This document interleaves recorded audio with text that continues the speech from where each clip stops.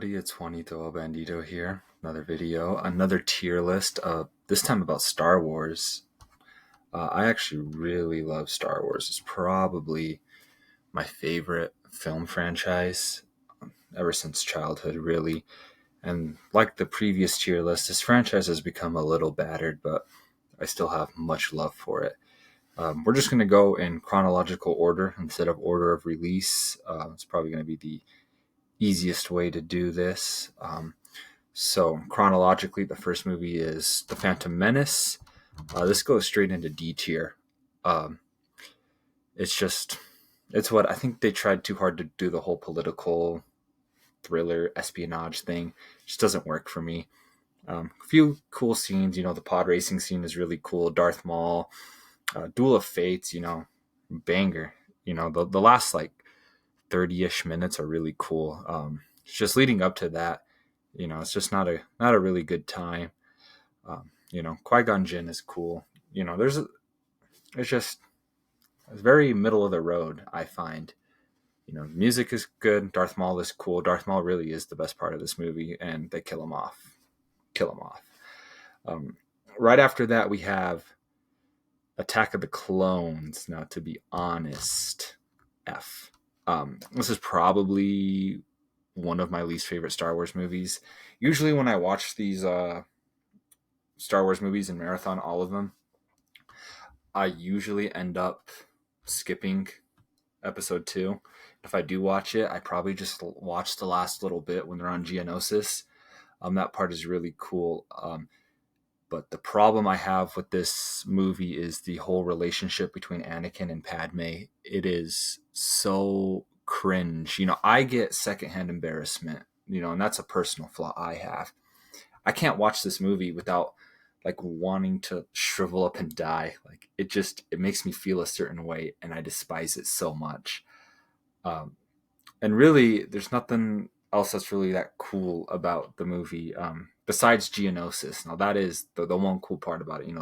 The arrival of the clones. That's all really cool. But just leading up to that, and that's the problem that the Phantom Menace has is the last like 30 minutes are really cool. But the lead up to that is unbearable, at least for me.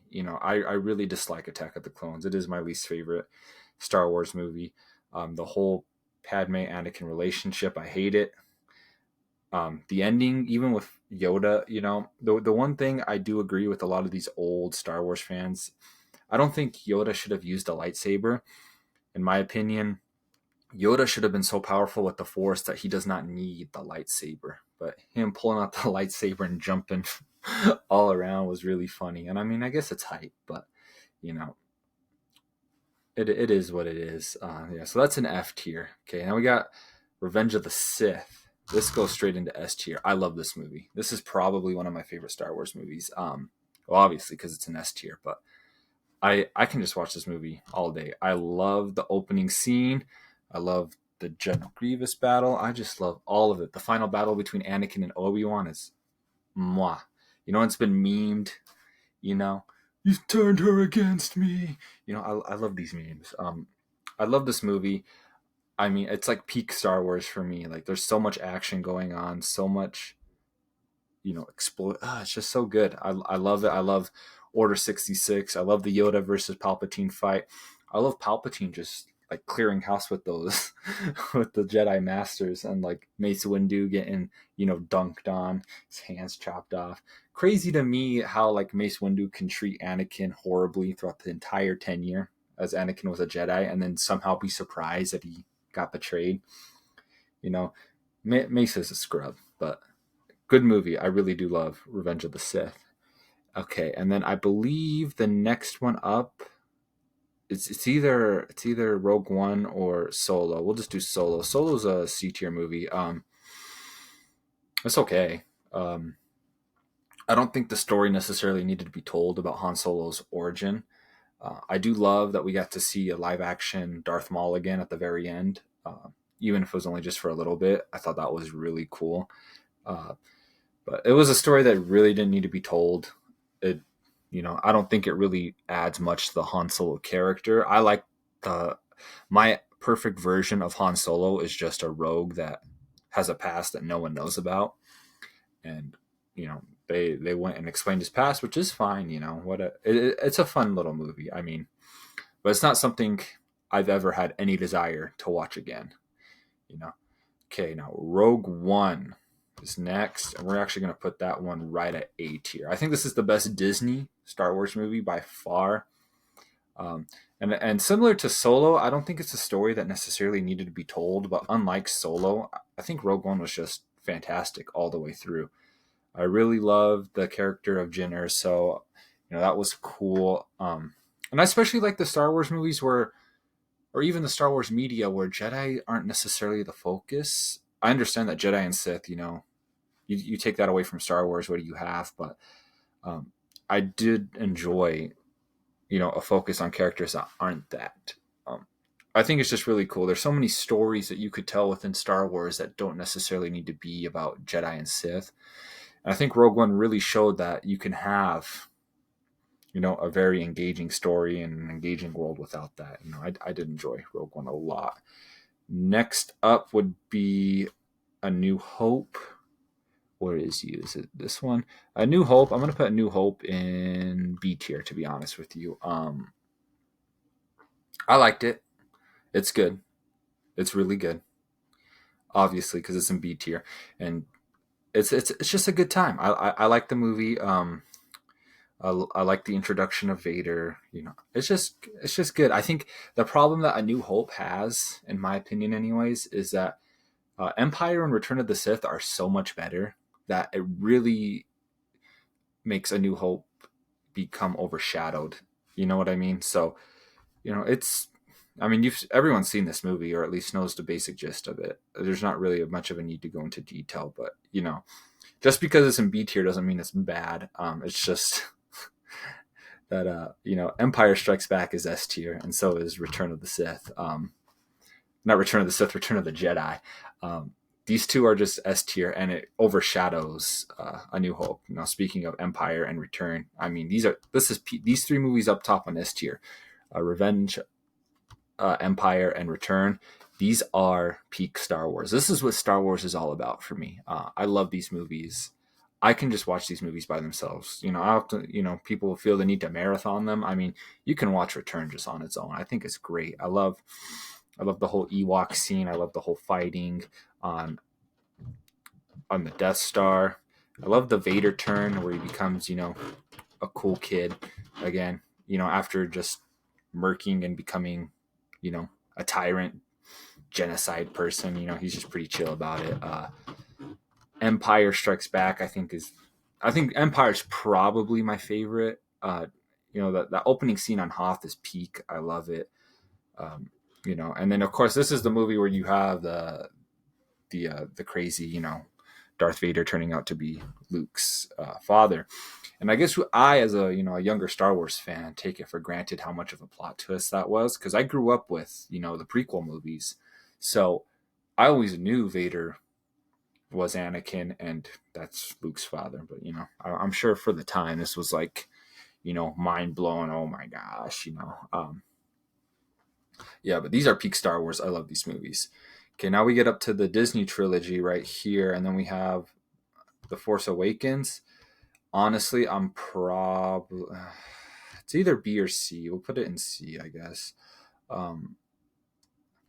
Now I didn't mind The Force Awakens. I think it dropped the ball in a lot of ways. I think the Finn character especially could have been a really cool character as like a stormtrooper who grew up hating the Republic and the Jedi, and somehow having to come to terms with his own bigotry and prejudice against that could have been really cool, but they dropped the ball on it. Finn just ends up being a random side character that just constantly gets relegated to being less and less important as these movies go on. But ultimately, I think the biggest problem with this movie is it's just a rehash of A New Hope, and that in of itself isn't necessarily a bad thing if you're trying to say we want to reset the universe to bring in new people.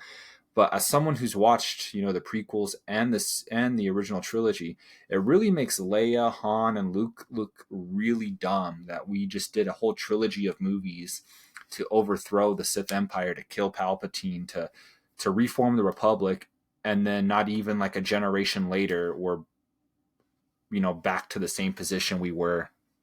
You know what I'm saying? It just makes Leia look really dumb, and that's my problem. It's because Leia's not dumb, or at least she's not supposed to be dumb. Um, but it's fine. I mean, the action's fine. I didn't mind Rey that much in this movie. I wish they did more with Finn. There was the meme, the traitor meme when that came out. But it's okay. I thought Kylo was pretty cool. Okay, and then we got the Last Jedi. We'll put the Last Jedi in F tier. And again, harkening back to what I said in the previous movie, this movie just makes Luke look really dumb, like horribly dumb, and I just don't like that. You can make a nuanced character that is disillusioned with the Jedi Order, but I feel like there still needs to be some part of Luke within there. Like this Luke that we got in The Last Jedi didn't really feel like Luke to me, or a version of Luke. I do appreciate the idea of Rey coming from nothing. I wish they would have kept with that idea that Rey is just some random person that showed up, because really this is the Skywalker saga, and if you're not related to a Skywalker, then you're a scrub. No one cares about you. I wish they would have kept with that, but she later ends up becoming a Palpatine. But I like the idea that Rian Johnson put out here, that anyone can necessarily be a hero, anyone can stand up for justice, and I wish they would have kept with that. But aside from that, I mean, there was some cool action scenes. The whole Snoke throne room fight was pretty cool. But really everything else to that was dumb. I think the real other problem I have with this movie is there's so much wasted time. That whole Finn and Rose subplot added nothing to the story. Like, they go out to help the rebellion, and what ends up happening? Nothing. Like it was a negative loss here. It added nothing, and that's my biggest problem with this movie. Is so much of this movie's runtime is for subplots that end up going nowhere. Of course, you have the Luke showing up at the very end, and then just becomes a Force ghost. Whatever, it's fine. This is the route they wanted to take, but I don't think this was the route they should have taken. And finally, actually, I messed up here, because this is so. Okay, so this movie is. See, that's I've got selective memory with these Disney covers. So this one is The Force Awakens. This is The Last Jedi, and this is Rise of Skywalker, which is a horrible title. So, anyways, Rise of Skywalker is D tier. It's marginally better than the Last Jedi, but I mean, at this point, the damage was done. I think the whole, because I remember when these movies were first announced, they were talking about there's going to be a new director for each trilogy, but it feels like they had no communication between each other, or at the very least, mild communication. It felt like Disney really had no idea on crafting an overarching story, because this trilogy we got doesn't really flow together. Like, Rey's nothing here, and then she ends up being a Palpatine here, and then she's like, actually, I'm going to be a Skywalker. That part wasn't really that offensive to me, or whatever. I think what would have been cool is at the very end, Rey actually becomes the Palpatine person, like crazy Sith lady, and Kylo's the one who saves the day. I like the idea of like a double turn, from heel to face and face to heel. That would have been cool. I think that would have, really, I don't know if it would have fixed the movie, but it would have given us something to talk about. But, we'll raise our girl, and I guess she's going to be in another trilogy for Star Wars. Which I don't know. I mean, if they can write her better, then then there's really no complaints here. But ultimately, the original trilogy we got, it just, not the original, the sequel trilogy that we got from Disney just doesn't work for me. I am not a fan of them. I usually skip them. I mean, the Force Awakens isn't offensive at all. It's not the most offensive thing I've ever seen. Rise of Skywalker is, I'll skip that, to be honest. F tier movies. Last Jedi is horrible.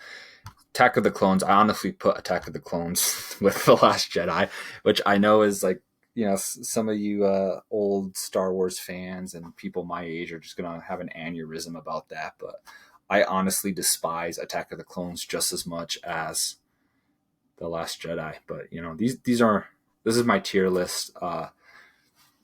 It's not perfect. I'm sure, some people will actually just put, you know, the original trilogy all in S, and then everything else is F tier. Star Wars fans are very finicky that way, and it's very generational too. I've noticed, but I'm only 25, so of course, maybe these movies are showing my age in terms of how I've ranked them. But this is my Star Wars tier list. These are the movies that I think are the best ones of the franchise in the S tier. Um, yeah, so if you enjoyed this, consider subscribing sometime. Maybe comment, see why I'm dumb. You can tell me how I have zero taste and I don't understand Star Wars. That would be fantastic. We can have a conversation about that. Got you guys next time. Take care.